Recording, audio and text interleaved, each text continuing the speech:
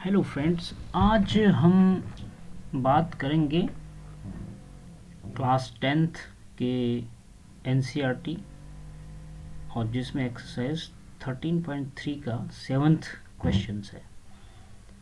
जहाँ तक मेरा एक्सपीरियंस है, इसमें बहुत सारे बच्चों को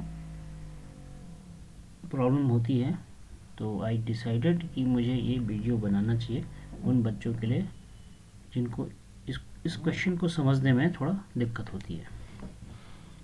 तो क्वेश्चन ये है कि इस सिलेंड्रिकल बकेट है, 32 सेंटीमीटर इसकी हाइट है एंड विथ रेडियस ऑफ इसका जो बेस है वो 18 सेंटीमीटर है। इज फिल्ड विथ सैंड, ये सैंड से फिल्ड है। This bucket is emptied on the ground on A conical heap of sand is formed if the height of the conical heap is 24 centimeter. find the ये find the यहाँ पे थोड़ा miss हो गया, I think यहाँ पर find the radius होना चाहिए था। Find the radius and slant height of the heap, question ये है। तो जब भी आप किसी क्वेश्चन को करें, सबसे पहले आप उसको अगर समझ नहीं आया तो आपको एक दो बार पढ़ लें और की पॉइंट्स को अंडरलाइन जरूर करें। जैसे एक सिलेंड्रिकल बकेट है, 32 सेंटीमीटर हाई है, तो यहाँ पर मैं इसको थोड़ा सा अंडरलाइन ये कर देता हूँ कि आपको भी करना है। ये सारे ये सिलेंड्रिकल बकेट है। सबसे पहली बात 32 सेंटीमीटर हाई है, इसकी हाइट है और इसका रेडियस है 18 centimetre. is filled with sand and this bucket is emptied on the ground on a conical heap. conical heap में इसको रखा जाता है। if the height of the conical heap is 24 centimeter, find the radius, इसका radius and slant height हमें find out करना है। तो कहते हैं कि अगर एक सिलेंडर है तो यहाँ से हम थोड़ा सा फिगर के से समझेंगे। जैसे कि एक सिलेंडर है इस तरह का, cylinder is something like this, एक सिलेंडर है समथिंग लाइक दिस, और ये सिलेंडर फिल्ड है सैंड से, ऐसा पूरा पूरा फिल्ड एकदम सैंड से। अब इस सिलेंडर को एम्प्टी किया गया एक ग्राउंड पे। जब इसको एम्प्टी करते हैं ग्राउंड पे, तो इसका जो हीप है यानी कि इसका जो ढेर है इस सैंड का, इस मिट्टी का, वो ऐसे ही बना होता है, इस तरह का बना होता है इसका सेम। इसी के सेम कंटेनर को हमने जब इसको हमने खाली किया तो हमने इसको इस फॉर्म में खाली किया इसको। तो इसका मतलब ये हुआ कि जितना सैंड इसमें है, इस सिलेंडर में, उतना ही सैंड इस कॉनिकल शेप में जो इसका हीप है वही है ये मटेरियल। इसका मतलब ये हुआ कि इसका वॉल्यूम और इसका वॉल्यूम सेम होगा, यानी सिलेंडर का वॉल्यूम और इस कॉनिकल हीप जो है सैंड का, इसका वॉल्यूम सेम होगा।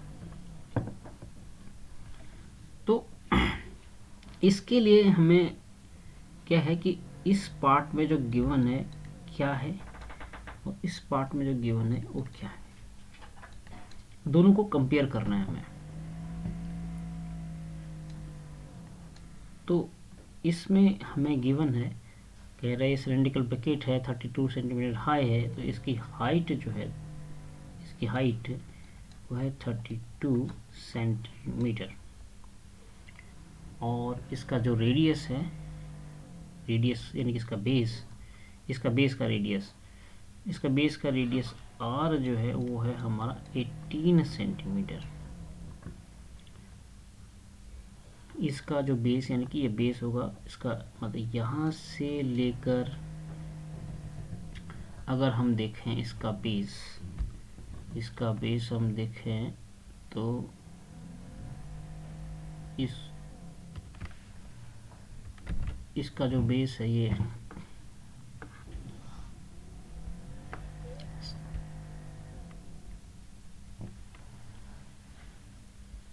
हम यहाँ पर इसका बेस बना दें छोटा छोटा।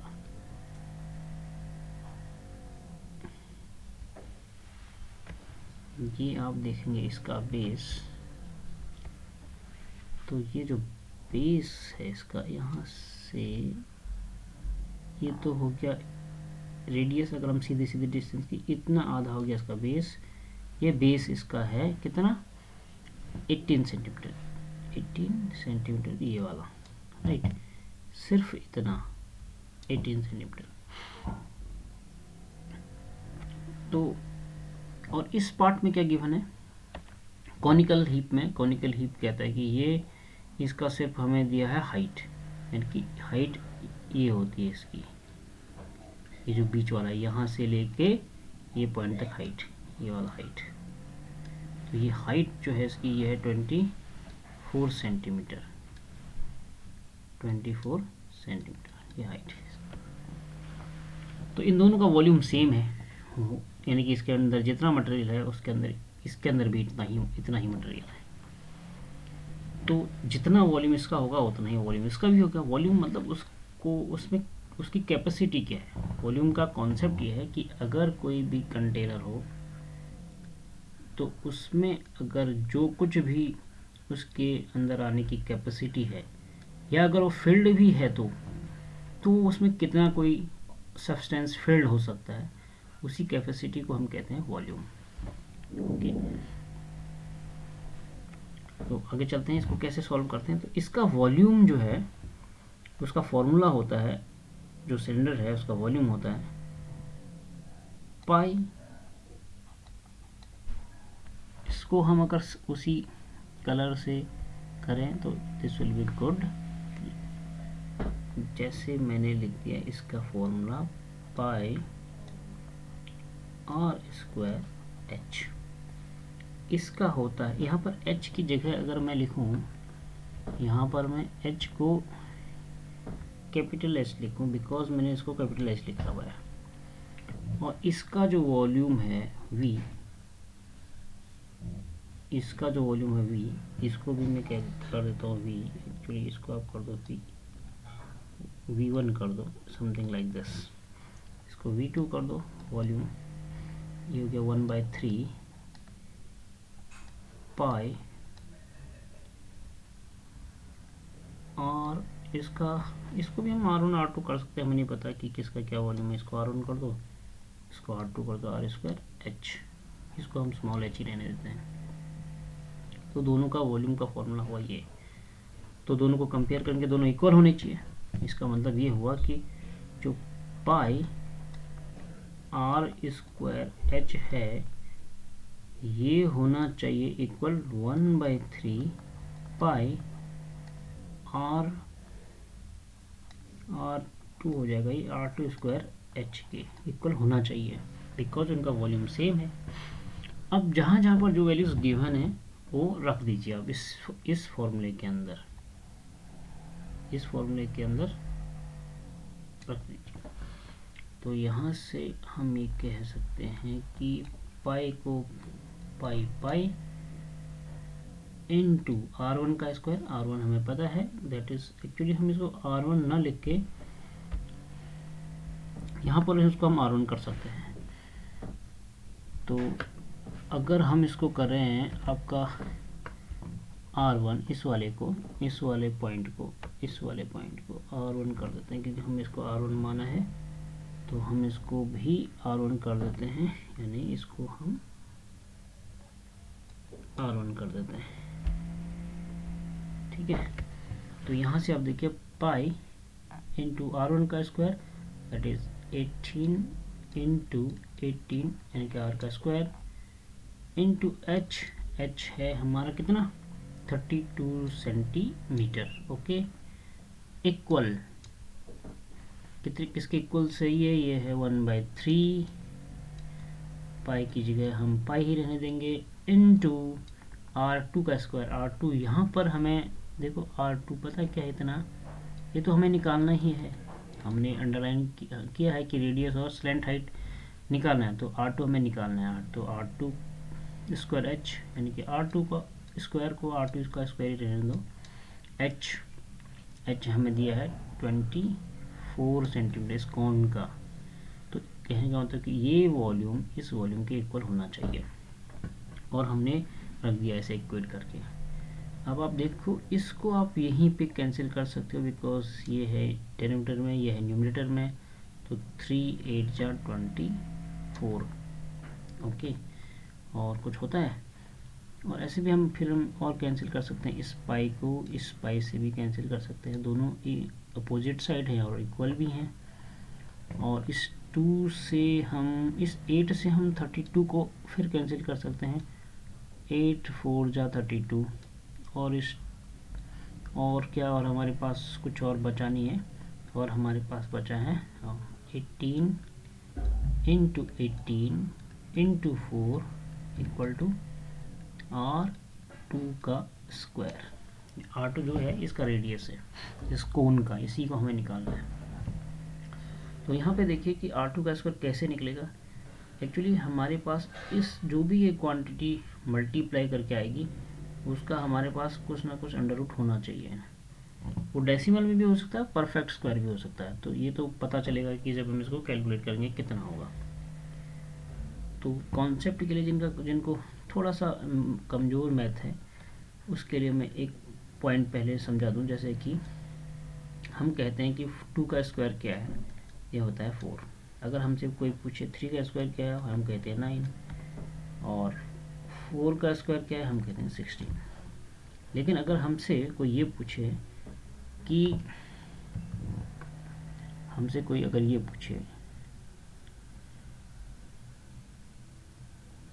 कि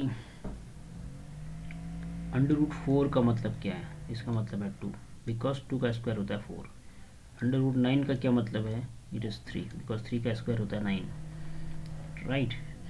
तो इस कॉन्सेप्ट को ध्यान में रखते हुए हमें इसका, यहाँ स्क्वायर है, यानी कि अगर यहाँ स्क्वायर है, यहाँ कुछ भी नहीं है, इसका मतलब है कि ये भी किसी का स्क्वायर, ये भी इसका, इस मतलब ये दोनों इक्वल हैं, तो ये भी स्क्वायर है किसी का। तो स्क्वायर को हम इस स्क्वायर से कंपेयर करेंगे। तो हम एक काम करते हैं, पहले अगर हमें इस स्क्वायर को ख़त्म करना है, हमें तो R2 निकालना, R स्क्वायर तो निकालना नहीं है। तो इस स्क्वायर को ख़त्म करना है, पहला हमारे पास एक वे है कि हम इसको ऐसे फैक्टराइज कर दें कि हमें ये पता चल जाए कि ये किसी का स्क्वायर रूट है। तो स्क्वायर यहाँ से ख़त्म कर लेंगे हम, ठीक है। तो देखते हैं कि कैसे इसको ख़त्म कर सकते हैं। हम 18 को लिख सकते हैं 9 इंटू 2, इस 18 को लिख सकते हैं 9 इंटू 2, 4 को लिख सकते हैं 2 इंटू 2, ठीक है। अब ये देखिए यहाँ पर एक 9 ये है, एक 9 ये है, तो 2 9 हो गया। तो 2 9 हो गए, तो इसका मतलब इसका एक पेयर बन गया, 2 9 का एक पेयर ऐसा। और यहाँ पर 4 कितने हैं, नहीं 2 कितने हैं, 1 2 2 2 3 2 4 2 4 2 है हमारे पास। 2 इंटू 2 एक, और एक पेयर, और 2 इंटू 2 दूसरा पेयर, ठीक है। This is 2, it is R2 का स्क्वायर। अब अगर हम इसका अंडर रूट करें तो आसान है, इस 9 की जगह हम लिख सकते हैं 9, इस 2 की जगह हम लिख सकते हैं 2, इस 2 की जगह के पेयर की जगह लिख सकते हैं 2। तो ये हो गया R2 का square. Sorry, this is now R2 only, not square, क्योंकि हमने अंडर रूट इसका कैलकुलेट कर लिया है। तो 9 2 जा 18, 18 2 जा 36। तो R2 की वैल्यू हो गई हमारी, this is the R2, this is R2, it is 19 to 18, 18 to 36, यानी कि हो गया हमारा 36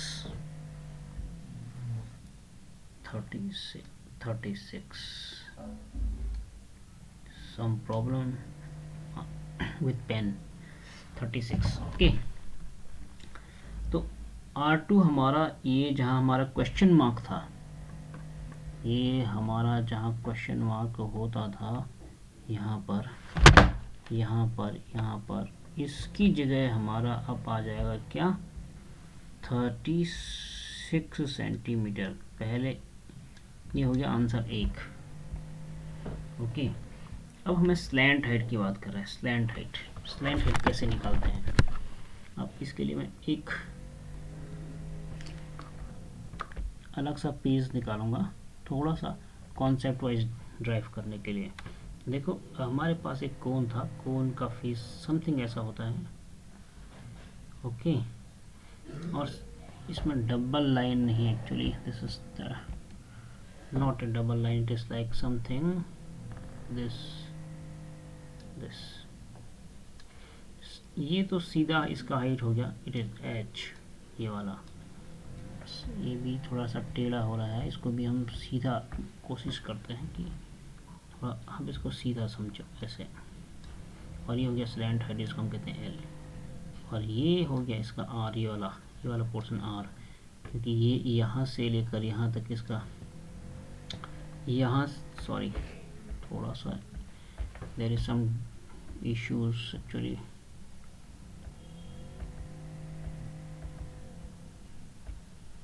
ये अगर हम इस वाले पोर्शन को लें, इस वाले पोर्शन को, ये तो हो गया इसका डायमीटर इस बेस का, और ये हो गया ये वाला पोर्शन रेडियस, ये वाला पोर्शन, तो ये हो गया रेडियस r। तो अब आप इस वाले किसी दोनों में से दो जो पार्ट बन रहे हैं, एक ये पार्ट और एक ये पार्ट, इन दोनों पार्टों में से एक पार्ट को हम यहाँ ड्रॉ कर रहे हैं, ऐसे एक पार्ट को ऐसे ड्रॉ कर रहे हैं। तो ये हो गया हाइट, ये हो गया रेडियस, ये हो गया स्लैंट हाइट l। तो ये हमारे पास पाइथागोरस रूल के हिसाब से फिट बैठता है। ये हो गया 90 डिग्री का एंगल। तो ये just like base, it is just like height, it is hypotenuse. जब भी ऐसा होता है तो हाइपोटेनस का स्क्वायर इक्वल टू होता है h का स्क्वायर प्लस r का स्क्वायर। ओके, यहाँ h हमारा है l का स्क्वायर इक्वल टू h की जगह हमारा हाइट है, हाइट का स्क्वायर प्लस r का स्क्वायर, दोनों नीचे का बेस। तो हमारा यहाँ रेडियस उस वाले क्वेश्चन में 36 आया था, और हाइट ऑलरेडी हमें गिवन थी 24, आई थिंक 24 ही थी। कितना था? 24 था ना? यस 24। इसकी हाइट है 24। तो हम फिर से चलते हैं, हाइट इसकी 24 है और ये है आपका 36, तो l हो गया ये। तो l स्क्वायर इक्वल टू हम लिख सकते हैं 24 का स्क्वायर प्लस 36 का स्क्वायर, राइट। इन दोनों में देखिए, 24 और 36 में आप या तो पहले इनका वो निकाल लें, स्क्वायर निकाल लें, इसका भी स्क्वायर निकालें, दोनों को ऐड करते हैं, फिर अंडर रूट निकालें। एक तरीका ये भी है। एक है कि क्यों ना हम यहीं पे शॉर्टकट तरीका कुछ अप्लाई करें, सो दैट हमारा कैलकुलेशन ईजियर हो और करेक्ट हो। तो हम अगर 24 36 का HCF निकालेंगे तो 12 आएगा, दोनों का 12 आएगा। यानी कि इन दोनों में हम, यानी कि 24 को मैं ऐसा भी लिख सकता हूँ 12 इंटू 2 इसका स्क्वायर प्लस 12 इंटू 3 इसका भी स्क्वायर। इन दोनों में आप देख रहे हैं 12 कॉमन है, 12 यहाँ भी है, यहाँ भी है, तो इट इज़ कॉमन। अगर हम इसको बाहर निकालें तो ये हो गया 12 का स्क्वायर। तो हमारे पास बचा 2 का स्क्वायर प्लस 3 का स्क्वायर, यही बचा, क्योंकि ये है l स्क्वायर। अगर हम l निकालेंगे तो हम स्क्वायर को हटाना पड़ेगा, स्क्वायर को हटाना पड़ेगा तो इसका अंडर रूट निकालना पड़ेगा इस पूरे का, यानी कि 12 का स्क्वायर और 2 का स्क्वायर प्लस 3, यहाँ पर सॉरी, ये मुझे यहाँ पर अगर कॉमन लिया जाए तो मुझे यहाँ ब्रैकेट का यूज़ करना चाहिए था, 3 का स्क्वायर, और अगेन मुझे यहाँ ब्रैकेट का यूज़ करना पड़ेगा क्योंकि ये 12 दोनों में से कॉमन है दोनों में। तो अब मैं इसका अंडर रूट कैलकुलेट करूँगा तो 12 इससे बाहर आ जाएगा। यहाँ अंडर रूट 2 का square, this is the square, plus 3 square, इसको भी ब्रैकेट में लिख दो, एक जैसा ही कर लेते हैं, इक्वल टू 12 इंटू, अब यहाँ देखिए, it is 4, it is 9, because 2 का स्क्वायर 4, 3 का स्क्वायर 9, 4 प्लस 9 13। तो क्यों ना हम फिर से इसका इस मल्टीप्लाई साइन को हटा दें और यहाँ पे हम फिर से कर लें क्या, फिर से हम इसको कर लेते हैं